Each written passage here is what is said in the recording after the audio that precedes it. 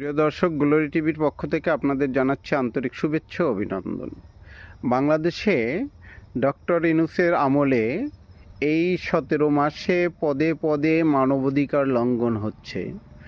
বাংলাদেশে কোনো মানুষের জীবনের নিরাপত্তা নেই, বাংলাদেশে কোনো মানুষের ব্যবসার নিরাপত্তা নেই, বাংলাদেশে মানুষের কোনো শিক্ষার নিরাপত্তা নাই, বাংলাদেশে মানুষের কোনো চাকরিজীবীদের নিরাপত্তা নাই।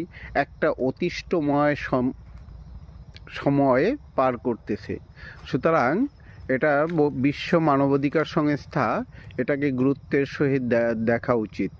আজকের বাংলাদেশে যে সমস্ত কিংস পার্টি আছে বা সরকার মদতপুষ্ট পার্টি আছে, এর বাইরে যত রাজনৈতিক দল আছে তারা নিরাপত্তাহীনতায় ভুগতেছে।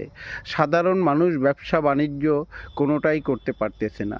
ইভেন বিভিন্ন স্কুল কলেজ মাদ্রাসা, বিশেষ করে মাদ্রাসা না, স্কুল কলেজে যে সমস্ত শিক্ষক বা চাকরিজীবী অন্যান্য পূর্বে অন্যান্য দলের ছিল বা অন্য দল করত, তাদেরকে এখন জোরপূর্বক তাদেরকে রেজিগনেশন লেটার সাবমিট করাইতেছে বা লিখে নেওয়া হচ্ছে।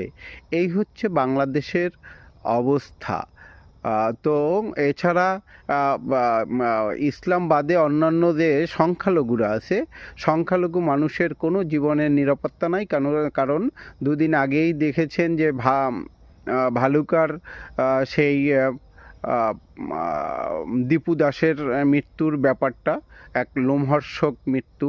তার আগে দেখেছেন হাদি সাহেবের ঘটনা। এরকম ঘটনা ঘটতে আছে। আজকেরও খুলনাতে এক এনসিপির নেতাকে গুলি করা হয়েছে। এই হচ্ছে বাংলাদেশের এখন পরিস্থিতি। অর্থাৎ মানুষজন যে হাঁটাচলা করবে নির্বিঘ্নে, তার কোনো নিরাপত্তা নাই। তারা যে ঘরে কাজকর্ম করে ফিরে আসবে, সেটার কোনো নিরাপত্তা নাই। ফিরে আসবে কিনা তার কোনো নিশ্চয়তা নাই।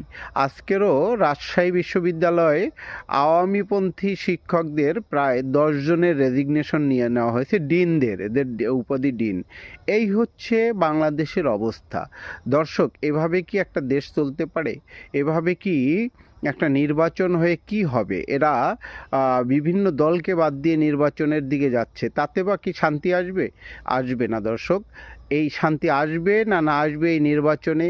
বা ইউনূস সরকারের এটা কি ভালো ছিল, না শেখ হাসিনার সরকারই ভালো ছিল?